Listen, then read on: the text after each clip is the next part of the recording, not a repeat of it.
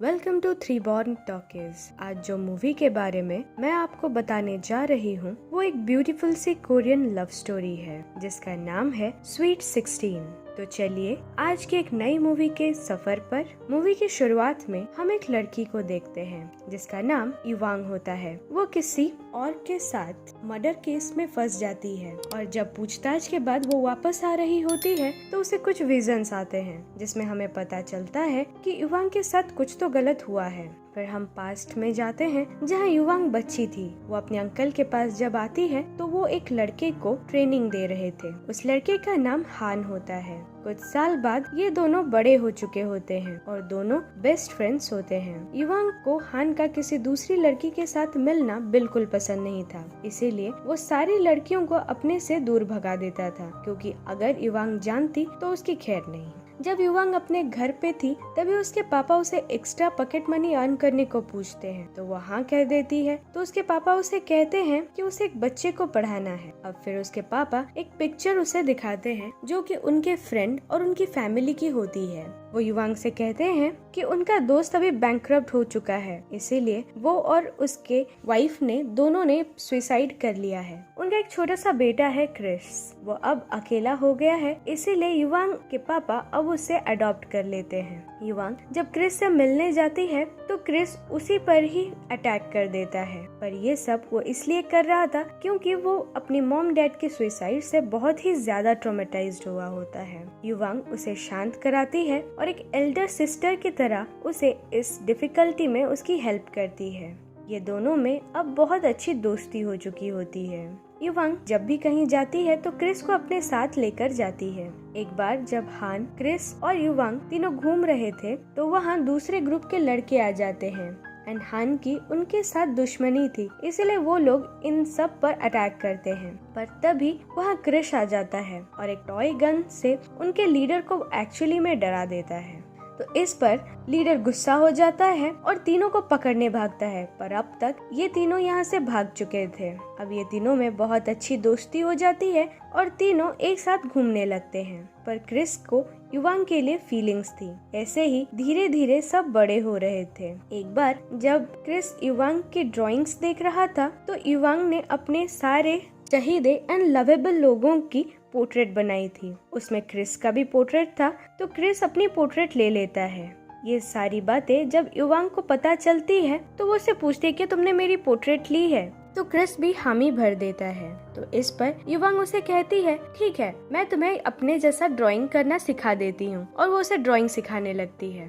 पर जब युवांग क्रिस के पास आती है तो क्रिस को फिर से वही वाली फीलिंग्स आने लगती है। फिर युवांग थोड़ी देर बाद सो जाती है। जब वो उठती है तो देखती है कि क्रिस भी उसके साथ उसके पास सो गया है। दूसरे दिन हान एंड युवांग जब मिलते हैं तो हान उसे बताता है कि वो कल अपनी मिलिट्री ट्रेनिंग के लिए जा रहा है। ये सुनकर युवांग को बहुत दुख होता है। वो पूछती है कि ऐसे कैसे तुमने ये सब डिसाइड कर लिया। तो फिर युवांग पहले से तो रो रही थी, अब और भी ज्यादा सनकी हो जाती है। वो दोनों एक दूसरे से बहुत प्यार करते थे तो दोनों एक दूसरे को हग करते हैं और दूसरे दिन हान अपनी मिलिट्री ट्रेनिंग के लिए चला जाता है। दोनों एक दूसरे को स्टेशन पर ही लव यू कहते हैं और अपना लव कन्फेस कर देते हैं। एक तरफ जहां हान जाकर अपनी मिलिट्री ट्रेनिंग कर रहा था, दूसरी तरफ युवांग उसे हर दिन बहुत ज्यादा ही मिस कर रही थी। टाइम बीतता है एंड युवांग का स्कूल खत्म हो जाता है। जब युवांग क्रिस को उसके साथ मूवी चलने को कहती है तो क्रिस उसे कहता है कि ठीक है, तुम मुझे स्कूल से पिकअप कर लेना। एंड जब युवांग अपने पेंटिंग क्लास में होती है तो हान उसे सरप्राइज करने एक दिन के लिए आ जाता है। हान एक दिन के लिए आया था, इसीलिए युवांग उसके साथ घूमने चली जाती है और क्रिस को फोन करके बता देती है। क्रिस को ये सब जानकर बहुत ज्यादा ही बुरा लगता है। वो युवांग का लॉकेट देख रहा था, तभी वहाँ एक और लड़की आती है और क्रिस को आकर अपना लव कन्फेस करती है। पर क्रिस तो युवांग को लव करता था, इसीलिए वो उसे मुंह पे ही मना कर देता है।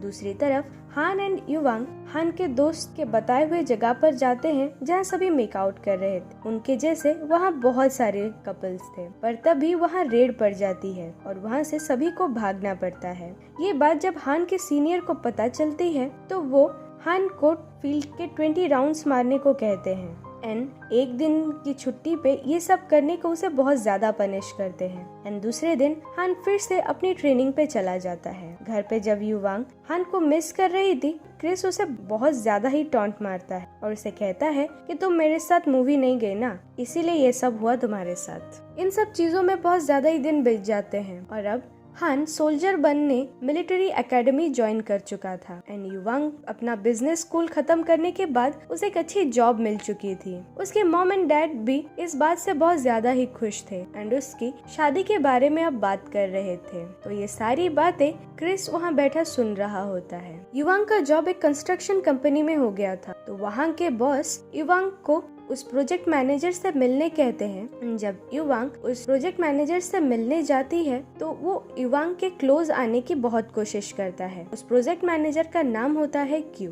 ये देखकर युवांग उसे वहाँ छोड़कर सीधे कंस्ट्रक्शन फील्ड में चली जाती है। इन सब के बीच वहाँ क्यू आ जाता है। वो युवांग को अपने साथ बुलाता है तो वो मना कर देती है। फिर क्यू धमकी देता है कि अगर वो उसके साथ नहीं गई तो ये सारे फंड्स वो बंद कर देगा। तो यू भी बिना मन करते भी उसके साथ जाती है।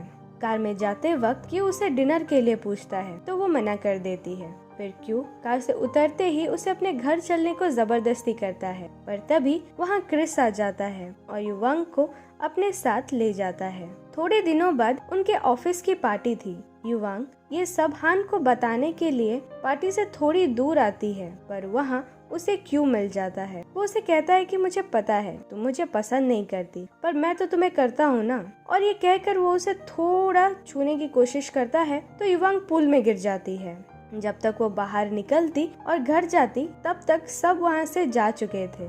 युवांग पूरी भीगी हुई अकेले बाहर जब आती है तो क्यों उसके साथ उस अकेले देखकर उसके साथ जबरदस्ती करने की कोशिश करता है। तो वहाँ सही मौके पर क्रिस आ जाता है एंड क्यू को वार्न करता है कि नेक्स्ट टाइम अगर वो युवांग के पास आया या उसके पास दिखा तो वो उसे जान से मार देगा। फिर जब युवांग एंड क्रिस घर पे होते हैं तो युवांग वही लॉकेट देखती है। ये लॉकेट एक्चुअली युवांग की ही थी जो उसने एक मंदिर में बांधा था, पर ये युवांग की थी इसीलिए क्रिस ने उसे ले लिया था। पर ये सब युवांग को याद नहीं होता। उसे लगता है कि ये लॉकेट क्रिस की गर्लफ्रेंड का है। वो उसे टीज कर रही होती है, तभी दोनों क्लोज आ जाते हैं। तो क्रिस युवांग को किस करने की कोशिश करता है, पर युवांग उसे रोक लेती है। क्रिस फिर युवांग को अपने लव का कन्फेस कर देता है और ये सुनकर युवांग बहुत ज्यादा ही शॉक्ड हो जाती है, क्योंकि उसने हमेशा क्रिस को एक बड़ी बहन की तरह ही देखा था और वो उसे अपना भाई समझती थी। क्रिस फिर बाहर चला जाता है और एक जगह पर बड़े ही दुखी मन से बैठा होता है। दूसरे दिन तभी यू का ध्यान कहीं अलग होता है। वो कल वाली बात को ही सोच रही होती है। तभी वहाँ हान आकर उसे सरप्राइज दे देता है। फिर युवांग और हान लंच करने जाते हैं। रात में जब हान और युवांग अपने घर वापस आ रहे थे तो हान युवांग को एक रिंग पहनाता है और उसे शादी के लिए प्रपोज करता है। युवांग भी मान जाती है एंड दोनों डिसाइड करते हैं कि हान जब ग्रेजुएट हो जाएगा तो दोनों शादी कर लेंगे। घर आकर युवांग क्रिस को खाने पे बुलाने को कॉल करती है तो वहाँ क्रिश उसका आंसर पूछता है, क्या वो उसके साथ रहना चाहती है। इस पर युवांग उसे कहती है कि वो हमेशा उसे एक फ्रेंड की तरह ही देखी है, क्योंकि वो प्यार तो सिर्फ हान से ही करती है। ये सुनकर क्रिस को बहुत ज्यादा ही बुरा लगता है और बहुत ज्यादा गुस्सा आता है। बहुत रोना भी उसे आ रहा होता है, इसलिए वो फोन भी कट कर देता है। दूसरे दिन क्यू के पापा ने एक पार्टी थ्रो की थी जहाँ यू एंड उसके फ्रेंड्स सभी वहाँ पे प्रेजेंट थे। यहाँ यू को पता चलता है क्यू तो उनका एक्चुअल बेटा भी नहीं है, इसीलिए रिवेंज लेने और उसे थोड़ा टॉन्ट मारने युवांग क्यू के पास जाकर उसे कहती है कि तुम तो एक्चुअल में इस कंपनी के मालिक तक नहीं हो, क्योंकि तुम उनके सगे बेटे नहीं हो। ये कहकर वो उसका ईगो हर्ट कर देती है। क्यू इस बात से बहुत ज्यादा गुस्सा हो जाता है और रिवेंज लेने के लिए सभी के ड्रिंक्स में कुछ मिला देता है। बाकी सब तो जैसे तैसे बाहर निकल जाते हैं, पर युवांग वहीं अनकॉन्शियस हो जाती है।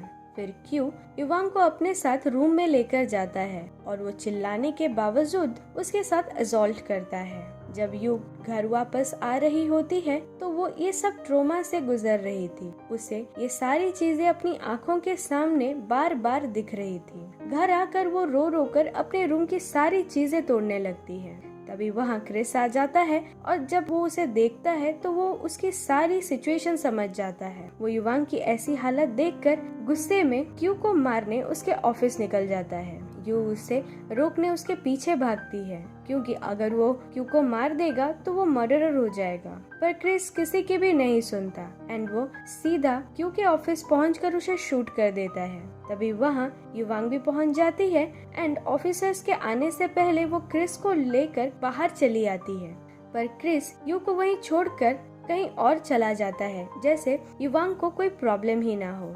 फिर कुछ दिन बाद हम क्यू को एक हॉस्पिटल में देखते हैं जहां हमें पता चलता है कि शूट होने के बावजूद भी वो मरा नहीं था एंड अभी युवांग भी क्यू के बच्चे की माँ बनने वाली थी। वो सोचती है कि वो क्यू के फादर से क्यू के साथ शादी करने की डील करेगी जिससे कि वो क्रिस को छोड़ देंगे एंड ये सारी बातें जब क्रिस को पता चलता है तो वो वहाँ आ जाता है। ये सारी बातें हान को भी पता चलती है एंड वो युवांग की मॉम एंड डैड से बात करने जाता है। तभी युवांग के मॉम एंड डैड उसे कहते हैं कि तुम युवांग को भूल जाओ, इसी में ही सबकी भलाई है, पर वो इस बात से राजी नहीं होता और वो डायरेक्टली क्यू के पास जाता है और उसे बहुत मारता है। वो उसे धमकी देता है कि अगर वो कभी भी लाइफ में खुश रहा तो उसकी सारी खुशी छीन लेगा, उसकी हालत इतनी बदतर कर देगा कि वो हर दिन तरस तरस कर जिएगा। और फिर बाहर आकर हान बहुत रोता है। दूसरी तरफ क्रिस युवांग को लेकर अबॉर्शन कराने जाता है, पर युवांग उसे मना कर रही होती है। फिर क्रिस उसे कहता है कि आज तो ये एक ही बच्चा मरेगा, पर अगर ये जिंदा रहा तो तुम, मैं और ये बच्चा तीनों एक साथ मरेंगे, तो ये तुम्हें डिसाइड करना है। बहुत समझाने के बाद युवांग फाइनली मान जाती है एंड अबॉर्शन होने के बाद क्रिस जब उससे मिलने आता है तो वो बहुत रोती है एंड कहती है कि सारी प्रॉब्लम्स उसी की वजह से ही हुई हैं। तो क्रिस उसे समझाता है कि वो खुद को गलत न समझे, ऐसा नहीं है कि ये सारी प्रॉब्लम्स उसकी वजह से हुई हैं। फिर युवांग क्रिस को अपना वही लॉकेट पहना देती है एंड क्रिस भी उसे सुला देता है और एक लेटर छोड़कर चला जाता है। सुबह जब युवांग उठती है तो उसे क्रिस का लेटर मिलता है। उसमें लिखा होता है कि मैं आज सरेंडर करने जा रहा हूँ, पर जब तक मैं ना आऊँ तो प्लीज मेरा वेट करना। अब क्रिस के सरेंडर करने के बाद युवांग भी क्यू के अगेंस्ट केस कर देती है एंड क्यू को 10 इयर्स की सजा मिलती है। पर इस सब में युवांग की सोसाइटी में बहुत ज्यादा ही बदनामी हो चुकी थी, इसीलिए उसके पेरेंट्स सब उसे डिसोन कर देते हैं और घर से निकाल देते हैं। पर अब भी हान उसके साथ ही था, उसे छोड़कर वो कहीं नहीं जाता। फिर युवांग क्रिस से मिलने जेल जाती है एंड उसे कहती है कि तुम वरी मत करो, मैं हमेशा ही तुम्हारा वेट करूंगी एंड दोनों तभी इमोशनल हो जाते हैं। यहाँ क्रिस सोचता है कि शायद दो तरह की खुशियाँ होती हैं, एक जिसमें लड़का और लड़की साथ होते हैं एंड दूसरा जहाँ दोनों एक दूसरे की याद में होते हैं। ये सब के बाद युवांग सभी को छोड़कर कहीं दूर जा रही होती है तो हान उसे रोकने की बहुत कोशिश करता है, पर वो उसे कहती है कि प्लीज अभी मुझे जाने दो हान, अब हम पहले की तरह सेम नहीं रहे, सब कुछ बदल चुका है, हर चीज चेंज हो चुकी है, अब हम कभी एक नहीं हो सकते। एंड फिर यू चली जाती है। इस सब से हान बहुत ज्यादा टूट जाता है एंड वहीं बहुत रोने लगता है। दूसरी तरफ हम क्रिस को देखते हैं एंड फिर बैकग्राउंड में युवांग को कहता सुनते हैं कि इस बार मैं तुम्हारा बहुत ज्यादा ही वेट करूंगी एंड तुम जब आओगे तो हमेशा तुम्हारे साथ ही रहूंगी। और यहीं ये हमारी मूवी खत्म हो जाती है। सो फ्रेंड्स, अगर ये मूवी आपको अच्छी लगी तो लाइक और कमेंट करें और ऐसी ही मूवीज आगे देखने के लिए हमारे चैनल को सब्सक्राइब करें। Bye bye.